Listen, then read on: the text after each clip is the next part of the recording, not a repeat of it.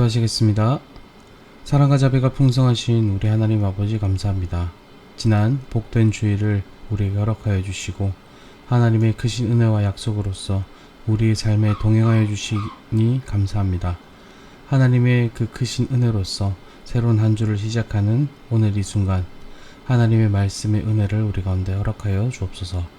감사드리며 이 모든 말씀 살아계신 예수님의 이름으로 기도합니다. 아멘. 오늘 우리에게 허락된 하나님의 말씀 예레미야 48장 11절부터 25절까지 말씀입니다. 모압은 젊은 시절부터 평안하고 포로도 되지 아니하였으므로 마치 술이 그 찢기 위에 있고 이 그릇에서 저 그릇으로 옮기지 않은 같아서 그 맛이 남아있고 냄새가 변하지 아니하였도다. 그러므로 여호와께서 말씀하시니라. 날이 이르리니 내가 술을 옮겨 담는 사람을 보낼 것이라. 그들이 기울여서 그 그릇을 비게 하고 그 병들을 부수리니 이스라엘 집이 베델을 의뢰함으로 수치를 당한 것 같이 모압이 그못으로 말미암아 수치를 당하리로다. 너희가 어찌하여 말하기를 우리는 용사요 능란한 전사라 하느냐. 만군의 여호와라 일컫는 왕께서 이와 같이 말하노라. 모압이 황폐하였도다. 그 성읍들은 사라졌고 그 선택받은 장정들은 내려가서 죽임을 당하니 모압의 재난이 가까웠고 그 고난이 속히 닥치리로다. 그의 사면에 있는 모든 자여, 그의 이름을 아는 모든 자여, 그를 위로하며 말하기를 어찌하여 강한 막대기 아름다운 지팡이가 부러졌는고 할지니라.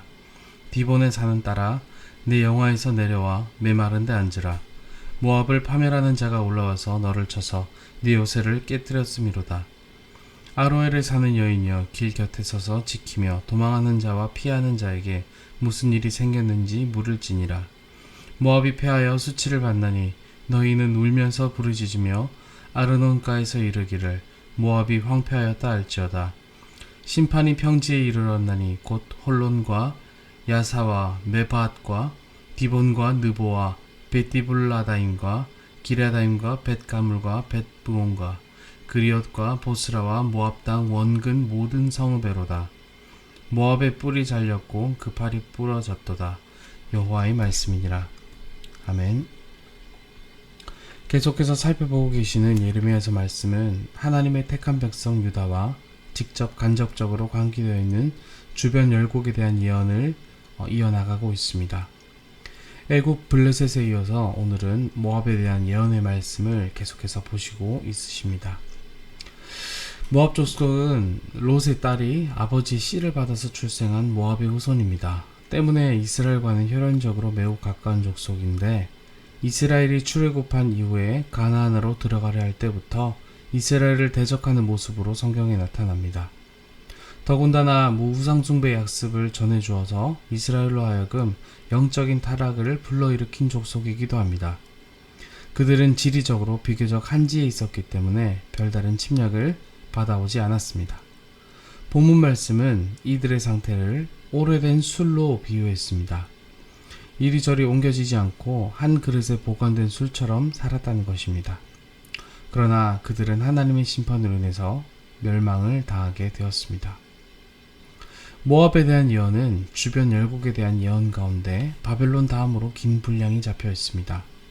이것은 그만큼 모압 족속에 미친 영향이 컸다는 것을 말하는 것입니다.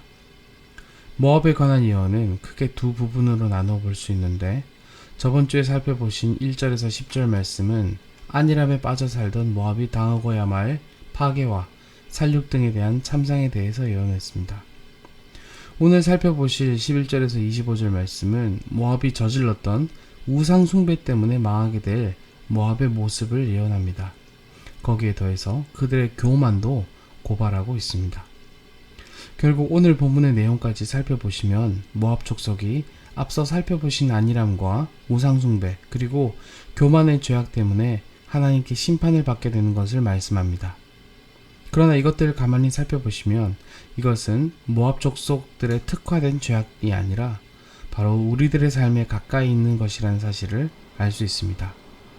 우리 역시도 하나님이 없는 것처럼 교만함과 안일함에 노출되기 쉬우며 각자 마음이 생각을 따라서 그만의 우상에 유혹받기 쉽기 때문입니다. 이런 점들을 생각하면서 오늘 본문이 우리에게 주는 교훈에 대해서 살펴보시겠습니다. 오늘 본문이 우리에게 주시는 교훈은 바로 이 평안함과 안일함의 위험, 그리고 평안함과 안일함의 우상 숭배화를 경계하자는 것입니다. 모압은 저번에도 보셨지만 인간적인 안일함 때문에 망하게 되었습니다. 오늘 본문을 여는 11절에서도 다시 한번 평안이라는 단어가 나옵니다. 그들은 애초부터 늘 안일함과 평안을 누리며 살아왔다는 것입니다. 그렇다면 우리는 반문할 수 있습니다. 이게 좋은 게 아닌가라고요. 그리고 이거를 얼마나 꿈꿔왔는가 하고 반문할 수 있다는 겁니다. 그러나 오늘 말씀은 그들이 누렸던 안일과 평안, 그리고 그로 말미암는 풍요로움이 그들이 망하는 이유가 되었다라고 말합니다. 이에 대한 설명으로서 좋은 예시가 있습니다. 저도 아직 가보지 못해서 궁금하긴 한데요. 우리나라에 서해안 고속도로라는 곳이 있습니다. 이 서해안 고속도로는 우리나라에 있는 고속도로 중에서 가장 길이 곧게 난 것으로 유명합니다. 도로를 따라서 보게 되는 풍경 역시도 아주 이름이 나 있습니다. 그런데 이곳은 우리나라에 있는 고속도로 중에서 가장 많은 사고가 발생하는 곳이라고 합니다. 왜냐하면 다른 곳보다 길이 곧게 나 있기 때문이라는 분석이 있습니다. 길이 너무 곧게 나 있기 때문에 운전자들이 졸음운전이나 과속운전을 하다가 사고를 내게 된다는 거죠. 오히려 전문가들은 굽은 길이나 경사가 있는 길에서 운전자들이 경계와 집중을 하기 때문에 사고가 덜 난다고 분석합니다. 저는 이 서해안 고속도로에 대한 분석이 오늘 모압 족속이 망하게 된 이유와 연관성이 있다는 생각을 합니다. 아무 어려움이 없는 인생, 굴곡짐이 없는 인생, 시련과 장애물이 없는 인생, 이것을 가만히 생각해보면 바로 우리가 가장 원하는 인생입니다.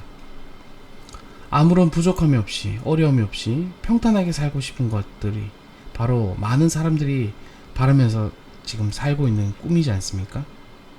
요즘은 이런 삶에 대한 욕구가 사람들이 인생이 목적이 되어버린 것 같은 그런 생각들도 하게 됩니다.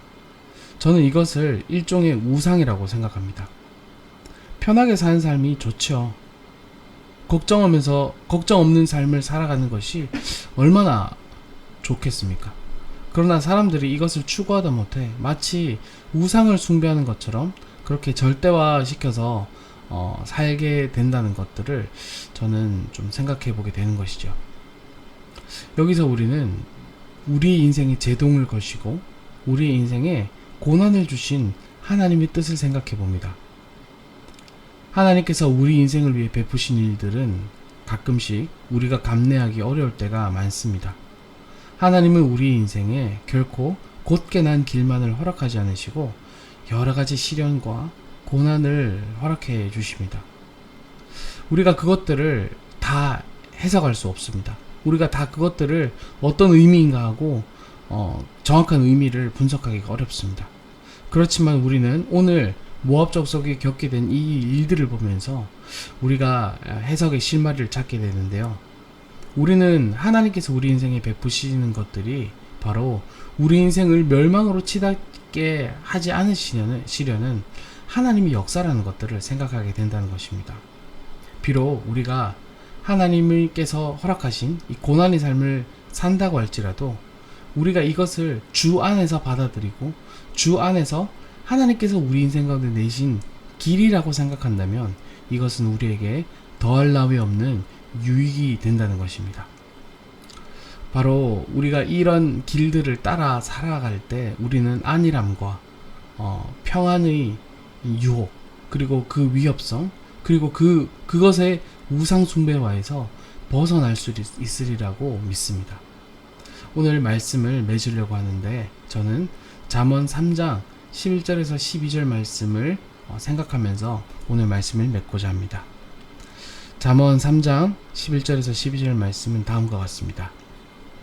내 아들아, 여호와의 징계를 경히 여기지 말라. 그 꾸지람을 싫어하지 말라.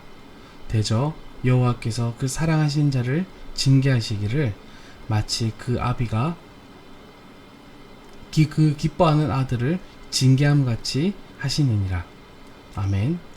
사랑하는 여러분, 하나님께서는 우리 인생을 사랑하시기 때문에 인생에 많은 고난을 허락하신 줄로 믿습니다. 우리는 그것들을 다 그 뜻을, 그 크신 뜻을 다 이해할 수 없습니다. 그러나 적어도 하나님께서 우리를 사랑하신다라는 이 절대적인 진리 안에서 우리에게 허락하신 모든 고난들을 해석할 수 있기를 바랍니다. 고난을 유익으로 받아들일 수 있는 은혜가 오늘 하나님의 말씀 앞에 선 저 여러분 가운데 있기를 간절히 소원합니다. 기도하시겠습니다. 사랑이 많으신 우리 하나님 아버지 감사합니다. 우리 인생을 사랑하셔서 우리 인생을 멸망으로 치닫지 않도록 오늘도 우리를 말씀으로 견책해 주심에 감사와 영광을 올려드립니다. 하나님, 하나님께서 베풀어 주신 것들을 우리가 다 어떤 의미인지 알 수도 없고 또 어떻게 받아들여야 될지도 알지도 못하지만 적어도 우리를 사랑하신 하나님께서 우리 인생이 그 위협 가운데 빠지지 않도록 우리에게 내신 생명의 길인 줄로 믿고 고백합니다. 안일함의 유혹에 빠져서 안일함의 우상을 따라서 살지 않게 하여 주시었고 하나님께서 우리 인생 가운데 베풀어 주신 여러 유익을 따라 살아가기를 간절히 소원하오니 주여 우리를 이끌어 주시옵소서. 감사드리며 이 모든 말씀 살아계신 예수님의 이름으로 기도합니다. 아멘.